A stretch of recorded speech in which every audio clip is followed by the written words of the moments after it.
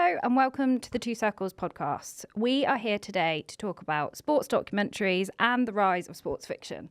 We have Tom in New York and we have Emma here in London. So, first question to start. We obviously all know about the boom of sports documentaries, Drive to Survive, The Last Dance, but there is a little bit of a rise in sports fiction now. But Emma, tell me in particular kind of what you think around sports documentaries and kind of your experience with sports documentaries. Yeah, for sure. So I think you've been living under a rock if you haven't seen a sports documentary. Like, they're quite frankly everywhere, which is a good thing and probably is getting to a point of saturation, I'd say. I think if I remember my first sports documentary I watched, throwback to COVID, binge watched Drive to Survive. For me, it's heart attack after heart attack. Are you okay, Nico? Get me out of this fire. Series 1 and 2, all in one fell swoop. Mainly because I had the time and I was unwell. But I loved it. I ended up still do follow loads of the drivers on Instagram, etc., etc. So I'd say, having never watched Formula One and not knowing the next thing about it, Drive to Survive captured me probably as the marketing plan designed, as a non/very casual fan, and captured my attention. Then I'd say I've probably watched one episode of most of the others on Netflix, but haven't been hooked in the same way. I think Drive to Survive showed me stuff that I didn't know about Formula One, whereas lots of the others haven't shown me stuff I didn't know, didn't capture my attention, didn't make me think, flip, I need to watch this to be able to know something different. Having said that, the other series that's come kind of subsequently after this Drive to Survive hype is Unchained, and I absolutely loved it. We're cyclists. You always keep pushing and pedaling. And it's interesting because Formula One and Drive to Survive I love because I got to see, what's Max Verstappen's latest gripe or what's George Russell's girlfriend wearing, etc., etc. All behind the scenes, nothing actually about cars or pace or anything like that. Whereas Unchained, I loved because I like cycling. And when I say I like cycling, casual cycling, I don't think I had any concept of what cycling as an elite sport was really like. And Unchained, I thought, did a brilliant job at showing me the depth and the complexity and the utter brutalness of the sport. Yeah. I think when it comes to sports documentaries as well, the big part of them is that behind the scenes and kind of unrivaled access. Yeah. Tom, I'm interested in your opinion, obviously from stateside. I know Drive to Survive was a big hit there in particular and kind of opened up the market for Formula One in the US. So what's your point of view in terms of sports documentaries and where they're at? Yeah, I was very much captured by it. The marketing plan hit me square in the heart, and success, at least in one regard, among the many that they've had. I agree with Emma that it does feel like we're at a bit of a saturation point, and I say that as someone who came from more of a docu-journalism style in the past. Filmmakers like Nick Broomfield and Errol Morris, the sort of infiltration approach where you are covering something from the outside rather than commissioning it from the inside and opening up the doors with a purpose and intent. So for me, seeing so many documentaries come out that don't necessarily feel like documentaries, but sometimes air into what I would call promotional nonfiction, I guess. Some hit, some don't. I think I'm with Emma in the sense that there have been some that I've been captivated by. The Six Nations documentary, that one hooked me. And I think one thing I love about this conversation we're having around sports fiction is this idea of, we've put such an emphasis the last 2 decades on showing what the reality is. Here's what it's really like to be a professional athlete, to compete in sports. Here's what's tough about it. Here is what is not on the pitch or on the field, on the court. And I'm excited to talk about sports fiction because I grew up on an era in which there was Rookie of the Year and The Mighty Ducks and Little Big League. And these are movies in the States that are tied to major sports properties directly. And they were all about using your imagination and thinking about what sports can bring out of you and what you can dream about as a kid. And that's not going to be the limit of this conversation, but it's the one that's most personal to me. So I'm with you on Last Dance. I loved Drive to Survive. But I'm also excited to see what the next kind of frontier can be. And I think, that they are seen, sports documentaries now as, and I don't know if you both will agree, as kind of top of funnel marketing, trying to get the interest of maybe a more casual fan that kind of looks to the more cultural side of sport than they do the kind of sport itself. And I think, there has been a saturation point of that. You can go anywhere now on any streaming platform to watch whatever you like about whatever sport. And I think the audience is clever, right? They want to see something different, and they want to see something that they spend their time and they want to get value out of something. And you can kind of find any sport and any behind the scenes at the moment on any platform. And I'd argue as well that the Netflixes of this world, with all of the sports documentaries, they're not those documentaries aren't competing with my attention to see the behind the scenes versus another program on Netflix. Really, they're competing on quality of behind the scenes versus all of the athletes' social media. And I'd say in the last 5 years, whilst there's been this rise of sports documentaries, there's also been a huge rise in athletes being the center of their sport, being the profile, giving unprecedented access into their life. And there's very few, I think, examples where the docuseries has shown something that is different or new or cutting edge or more exclusive than what the athlete is already putting on their own channels. So it's quite it's an interesting reframe of actually not capturing my attention for another series versus White Lotus, but you're actually capturing my attention and interest versus the athletes themselves and their social media. Because I think you can get just as good, if not better, direct from social platforms in lots of ways. And I think it's about characters, right? Yeah. And kind of people, loving a character, who they are, what they stand for, their personality. And Tom has kind of spoken to it there around kind of sports fiction. It's not new, but we are seeing a rise in it. So Formula One movie comes out end of June, Happy Gilmore 2, we've got Ted Lasso, for example, and kind of that IP focused sports fiction is also really interesting. So Tom, what's your opinion in terms of that character conversation and kind of are people looking to kind of see more in sports fiction, and is that kind of where we're going in terms of the evolution of sport docs? I think so. I think the F1 movie represents an interesting kind of next step in the sense that it's looking to deliver the same story as Drive to Survive, just with a different vehicle. What's he doing? Plan C, be ready. He's got hope for some lucky breaks. It is still positioning itself as this is real. It's led by Joseph Kosinski, the director who did the most recent Top Gun Maverick. It looks like a Mission Impossible, and it looks like cut from the same cloth as other movies that have marketed themselves as the story might be fictional, but this is based on everything that's real. It used to be, I don't know if you guys get this sense, it used to be in Hollywood, for example, that they would use all these tricks to be like, here's this CGI and here's this weird thing that we're doing to make it feel like it's not real. And all these blockbusters now are kind of the opposite direction. They go, no, it's really real. We're showing you exactly how real it is. And so I think, it's the same goals, just a different vehicle that I think F1 is after here. What I'm curious about is pointing back to Ted Lasso. That is a fictional team, or it's a fictional roster, but the team has such amazing brand awareness.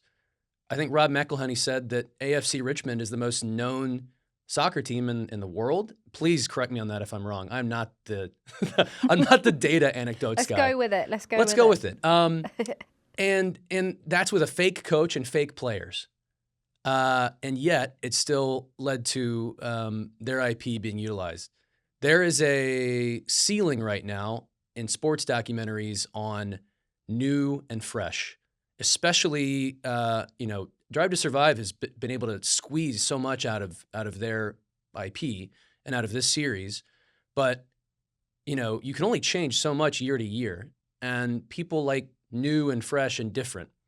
So F1 to me represents a kind of bold step forward into something that had obviously been done in the past, but where I'm excited to see it go potentially is fictionalizing people with real sports properties.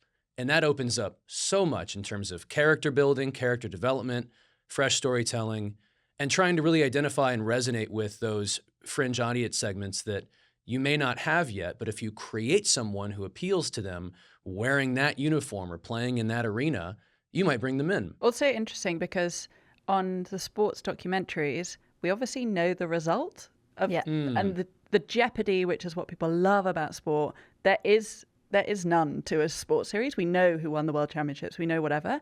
But even with fiction, there's still that element of what is the end of the story? Yeah. Because you can create it, you can define it. It's not based on the last world championships, for example. So I think there's also more scope for variation, whereas part of this saturation piece on docuseries is they all kind of tell the same story, and the story, we already knew the end part to it. Yeah. So I think it's a really interesting evolution. You can almost tell like a richer, looser narrative in fiction than you can in the docuseries. And I think what's interesting, and we keep going back to Drive to Survive, but Drive to Survive is interesting because I think the first few series people were really invested, and listen, it's still got a big audience, like it's still doing really well, and it's a brilliant series, and where I was previously, like we were part of that as a team, and it was interesting to see them come into a sport as a production agency and say, look, these are the interesting things that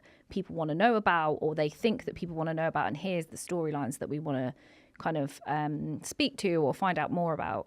And what's interesting about that is in that moment the audience doesn't know any of those answers, right? Like you said, they're not watching, the casual fan isn't watching, the Formula One race or whatever it is. I think after season 3 or season 4 they are watching the broadcast, and so they're getting that information from the broadcast, and they're putting the series and the broadcast side by side. And they're not learning anything new. Yeah, totally. And if they are, it's kind of small, and they actually feel like maybe they're getting more from the broadcast now that they've kind of converted to this avid fan, or at least kind of an in between casual and avid fan. Well, I think people like fresh devices. There's new things every year. There's new drivers even, but if the device feels the same, you don't feel like you've had a fresh discovery. And I think people tune in for discovery. That's one of the most fundamental reasons why you watch something, is you'd like to discover something. And Emma, I feel like you're about to offer this amazing point because you seem ready for it. I'm teeing it back to you. No, I was just going to say, I was actually speaking to someone in our team yesterday who is an ex-professional cyclist. Her boyfriend is actually still on the tour as a cyclist. And he's like very positive in his summary of Unchained, loved the visibility. They didn't even plan his team to be in the documentary. They got coverage, sadly, because of the death of a cyclist. And they think it was really authentically shown, and some of the victories were celebrated in an amazing way. So I think there's a piece there was always a bit of tension about, did the drivers like being part of Drive to Survive, whereas the cyclists have really kind of thrived out of it. The content, this is my friend's observation, but the content has changed out of the cyclists. They've much more used their own platform. There's much more drama behind lots of how the sport is portrayed, which has been a beneficial thing. And I think what's ultimately interesting on the Unchained example is that actually the coverage, if I was to look on BBC Sport, the coverage of all the different stages of the Tour de France is not that great. You see who wins it and you don't see anything else, whereas there's still value in me watching the series because I don't get all the emotion of each of the stage wins, which Unchained covers. So it's that piece that you were talking about on like new and exciting, and I didn't know it. I'm not comparing BBC Sport versus the series because they're just not comparable at this point. Whereas the F1 coverage more broadly on a day-to-day basis in the media is so much stronger, so much more prevalent. Do you see what I mean? Yeah, for sure.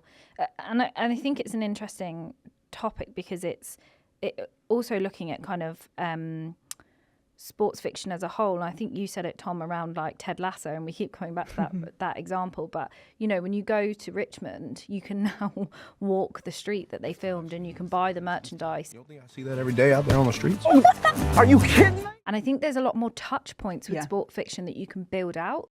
And maybe, I don't know if you guys agree, I think like merchandise and even like shoot locations like that, it feels like it could potentially, even though it feels like sports documentaries and behind the scenes are more accessible in terms of, we're giving you behind the scenes look, and that feels accessible in its like what it is, actually there's so many touch points with sport fiction of what you can build out that actually potentially allows the audience to like want to be part of it more and want to invest more in the characters or the storyline or whatever it might be. I think that there's a fear that fictionalizing your own property is going to alienate people, and it might. But depending on where you place it and depending on who it's for, it could actually open so many doors. And one thing we've seen is a lot of leagues do this. Leagues commission documentaries, but I think there's an opportunity for franchises, properties, teams to say, how can we put our logo, our colors, our arena into a story that is for an audience that is not immediately able to access it? And can the story bring them to want to come to our arena, to buy our jerseys, to invest in what we're doing? I don't know. I think about that as a future fans device. I think about it as a international audience device. And I think about it in terms of cool, fun formats. Like the Chargers do an anime schedule release every year. Why not do a Chargers anime series with new players, new storylines, and it just happens to be about the LA Chargers?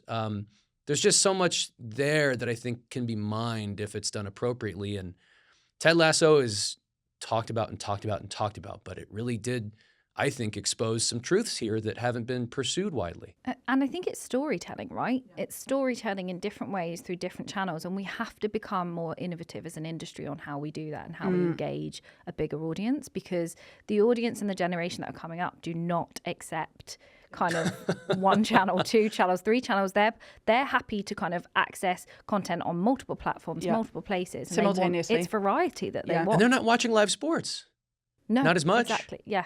Yeah, I totally agree. And ultimately, the live sport, the product quality of live sport and the jeopardy and the passion won't go away. Like, we're not saying you need to try change your live sport product. That will still suffice the appetite of the absolute dedicated avid fan. No one's saying change the product of the sport. What they're saying is think of innovative new ways of accessing or capturing the eyes and the attention of people who have never engaged in your sport before. But that doesn't diminish anyone or any loyal fans' experience or engagement with the product. Not at all. The property. I couldn't agree more. I think just because younger folks aren't going in the same way that previous generations did when that was the only way in, that was a doorway to buying tickets back when broadcasts were first introduced.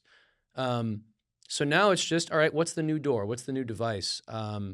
Live sport will always be the best version of the entire offering, but the doorways are new and exciting. It's why the F1 movie is exciting too. But I also think there's things that have been done in the past that we can think about kind of putting back in the future. Siobhan, I think we talked about this idea of every 30 years things come back.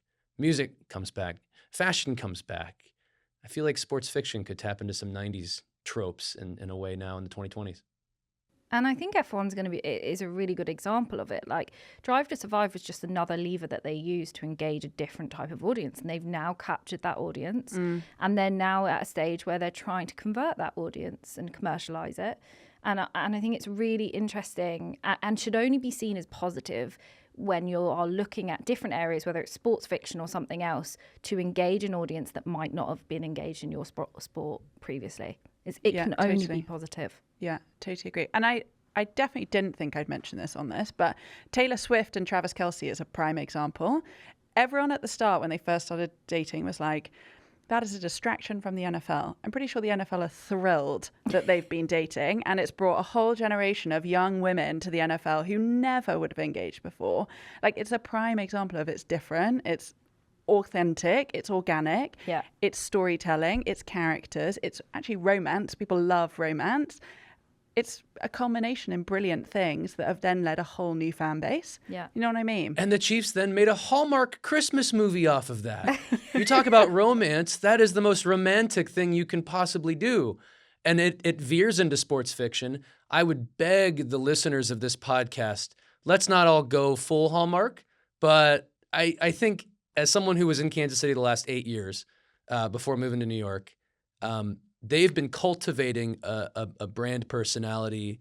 And I think the Taylor Swift moment really was right in their wheelhouse, and they were primed to kind of capture it. And they've kind of put different vehicles out there now to continue to engage that new fan base that isn't there for go routes and halfback off tackle. It's not their thing. Yeah, totally.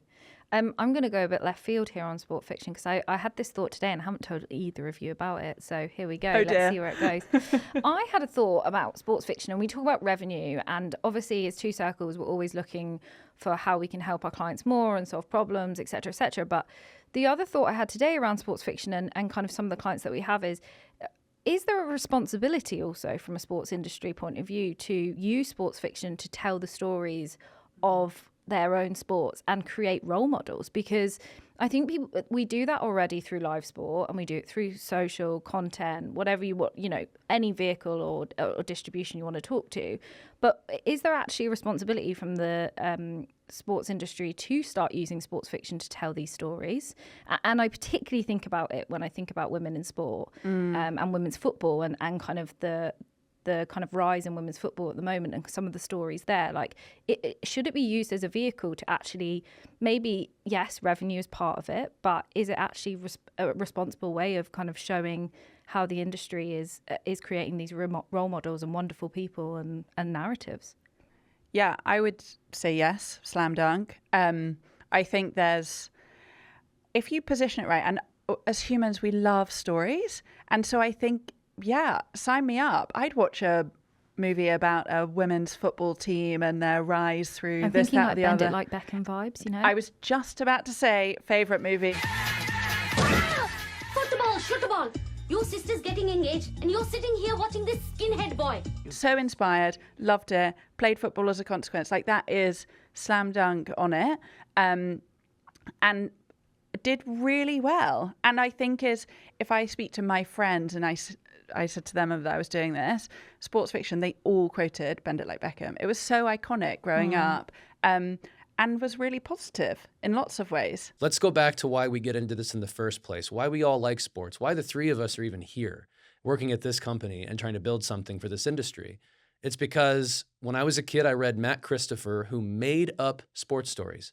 None of the kids I read about were real, but they fed into something within me that made me think, well, what if I go do that? I was reading through something that one of our teammates put together. It was a strategy, and it touched on this idea of get out and play and trying to encourage someone to not just watch, absorb, and move on, but watch, absorb, or read, absorb, and then go do. That is very powerful, and I can't help but think there are going to be ways in which that does lead to future revenues. More importantly, it does build just such an important future that preserves sports' undisputed place in society as not just a big business, but also essential to it. It's also interesting because as you're blending these worlds of film and of sport, I think sport, if you work in sport, you know that there's this impetus to drive audience and drive revenue. I still think to the outside fan, it's fueled with passion, and we don't want to talk to you about the money side of it. Whereas film is, and has been for decades, unapologetically about revenue and drive and blockbusters, and it gross this much revenue on the first week, etc. It's much more brash in how it talks about revenue generation. And I actually think there's some things that sport can take from movies as an industry, in that, not necessarily exactly the tone, it doesn't need to be copycat, but I think being more intentional and blending those worlds wouldn't necessarily be a bad thing for sports industry if it's done in an authentic way. Yeah. And I think, interestingly, Tom just brought it up there, like it all works on this kind of wheel that goes round, right? Essentially, if you invest and you're committed to something like a sports fiction or a sports film, evidently that could help from a grassroots perspective. Yeah. Whether that's football, F1. F1 has a massive issue with grassroots because it's really expensive to get into, et cetera, et cetera. But if you can build that passion and interest early doors, and we talk a lot about future fans, right? Yeah. Sports fans made by the age of 14. Even earlier, they're talking now, right? So how can we create... I think it's really massive opportunity for sport to create these stories that just absolutely takes over in terms of your mind when you're a child. I remember Lewis Hamilton in Formula One when I was younger, and I think I was about 16 maybe, so a little bit further than 14, but I remember him just being such a role model to me, and that's not fiction, that is reality. But I could imagine somebody telling that story now through kind of a kind of film or something that is less documentary based and more about, you know, this young guy coming from, you know, a working class background and kind of jumping over multiple barriers and boundaries, et cetera, to go to one of the most glamorous and expensive sports in the world. Like, that's a narrative in itself, and it doesn't need to be attached to Lewis Hamilton. So I think it is a really interesting area for sports to experiment in and look into. If I can go back to one of Emma's points, when she ended on this sense of how sports and film can kind of work together and to do it authentically, doesn't it strike you as very obviously purposeful but interesting that F1 the movie is being filmed at race day? They are infiltrating that sort of sacred space with an entire movie production and a movie star, and I think that is something that maybe other leagues or teams could start to also emulate. Why there's such a fear sometimes that, if we're going to recreate this for an audience, it's not going to look real. Well, in the last decade or two, how much more comfortable have athletes, fans even, become with seeing cameras and seeing things filmed? If anything, I have to credit Jason White on our team with this, but you're marketing F1 the movie every time someone shares a photo of Brad Pitt at the track. And I think that's something where if you're able to find those pockets in your sport of how you could, if you want to go the route of authenticity, which is smart, bring people closer to it, let's do more of that. I think I saw a TV show being filmed at Wrigley Field recently where you have two people in the stands. And maybe 5-10 years ago, that was done with a green screen behind them, and it was horrendous. We have these great environments, great atmospheres. Bring the stories there, and that's another way to then be like, okay, this is actually possible to work symbiotically versus feeling like we can't put these together. Also, I'm pretty sure Lewis Hamilton is a co-producer on the F1 movie, and so if you're going to go authentic, he's someone who's got lived experience to be like, no. Move that there because that, to anyone who knows F1, that wouldn't sit there type thing. Like he will absolutely, I imagine, put the sparkle on top of it, but also be like gatekeeping the authenticity. And I think that we were talking about this before the podcast around kind of commitment and investment into these. What we aren't saying is kind of do this halfway, right? We're saying if you're going to do this, do it well. And I think we use the F1 movie as an example. It's not out yet, but they've gone. They've put a lot of investment in it. They've worked with Apple. They've got a great director. Lewis is kind of part of that team that's creating the film. And I think, speaking as an F1 fan, the worry was that this would be a kind of narrative that might not speak to what actually Formula One is. And I think what they've done is, without seeing the film yet, there is commitment, there is investment, and there is has been time spent to really think about what's the narrative, how are we doing this. I think Brad was like his own stuntman the whole way through it and was actually driving the car with the GoPros. He saw Tom Cruise getting too much love for holding on to flying airplanes. He's like, I'm driving the car. I'm doing this.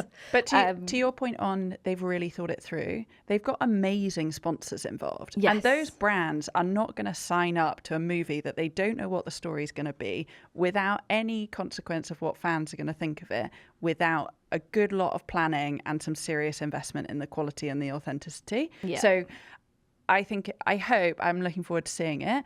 I think it's going to be a great precedent for what amazing could look like in this space. But I think you're totally right to flag a half-assed approach to this could be a disaster. Yeah. It's got to be like all in and do it properly, or kind of stay away. I think the commitment from F1's end as well is, and I think it was earlier this year that they announced that it was going to be called F1.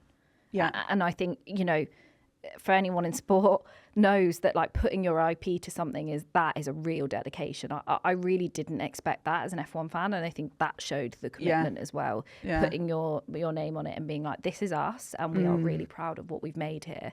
It was a huge kind of tick box of commitment from their side. My last question was going to be, and it's another one that we hadn't really spoken about, but I feel like I'm going to throw it to you. Any of our clients listening or anyone listening that kind of has the opportunity to do this, what would you say to them? What do you think in terms of kind of sports fiction being something that we feel is going to be really important in the next few years to kind of invest in? What would you say to those clients? Emma, I'm going to throw it to you first. The first thing I would do if I was sat at a rights holder is go and speak to a bunch of fans and go, what's your favourite story? If you think of our sport, what's your favourite memory?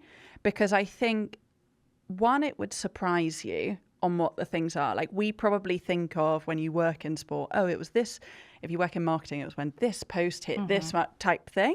But actually, I think the human stories that fans would reiterate, or they were watching it with their granddad or whatever it might be. So I would speak to fans first, because I actually think they'll tell you a lot about, are there stories that have a narrative to them that are worth telling in a 2-hour film, therefore you can deliver against it brilliantly, or actually is maybe a fictional series a better way of doing it for you? Because what we haven't talked here is we're talking about a movie in F1, but you could also do a fictional series and what kind of is right for you as a rights holder. So I speak to fans, and then if you decide actually there's stories worth telling and the fans share with you some interesting things, go for it. But like do a lot of thinking about quality would be my thoughts. Tom? Yeah, I'm with all of that. I think that's a similar first step that I would take. I think once you've done that, get out of the building and get out of your stratosphere and go where you are going to speak to people who are unfamiliar with your property and your fans and say, okay, here's what we think. But one of the best examples of this is Bennett Miller directing Moneyball, and Bennett Miller directed Capote, which is quite different than sports. But why Moneyball, at least for an American audience, has had such a staying power and such a cut through is it really utilized classic storytelling devices and told human stories and didn't get bogged down too much in what the sports fan may elect to get bogged down in. So I would consult experts in non-sports fields and more so in storytelling fields to take what you've learned and say, here's how you might utilize it. And the other thought I have is, obviously some of these that we're talking about are big investments. And no matter what, if you invest big or invest small, really, quality is a must. But I wonder if there could be test runs, trial runs, just getting into fiction, getting into a world. In the old days, it might be a comic book. Now, could it be a small YouTube series where you put it out there and it's not going to feel alienating in the wrong way if you get it wrong, but if you get it right, you start to see some real interest and you could build that into something bigger. That is a big question, but I think, Emma, what you've kind of put forth is where to start, and then just how big's your appetite. But obviously F1, I think, will benefit tremendously from this. I also think final point, we've probably been biased as 3 adults on what we think of as sports fiction. There's such a big market for sports, for kids sports fiction, and what would appeal in like cartoons or anime or whatever it might look like, or real actors and actresses. But I think there's, going back to your fans paid by 14, new fans, that fans of the future piece, I think there's a huge appetite and a huge market to do something in the kids space as well. Yeah. And you don't have to start it. You can just talk to people who are in the kids space who are doing well and have something and say, how can we be part of this? Is there a role for us here? And that can be a starting point. Yeah, totally. I think it's like collaborations into sports fiction or that kind of area to give yourself the understanding of how it works. It's testing and learning if you can, like you were saying, Tom. And then it's like ultimate commitment, right? Know your audience, know how much you're going to invest, and no half-assed approach to it if you're going to do it. I mean, dare I say Fortnite's part of this in that sense? Yeah, exactly. Roblox, all of it, right? Like in some ways as well. Yeah. There's so many different avenues, and we could literally talk for the rest of the year on that. But this has been amazing. Thank you so much. Thanks, Tom, all the way from New York. Thank you, guys. I wish I could have been there in person. I will now retire to my box. I actually live here. This is my full-time residence. Many thanks to everybody who's helped set this up. It's been a joy to work with you guys and get to talk. Amazing. Thanks so much, Emma. Thank you. Thank you so much for joining us. We could have been here for the rest of the day talking about this, but we really appreciate you listening in, and we will see you again in the next episode of the podcast.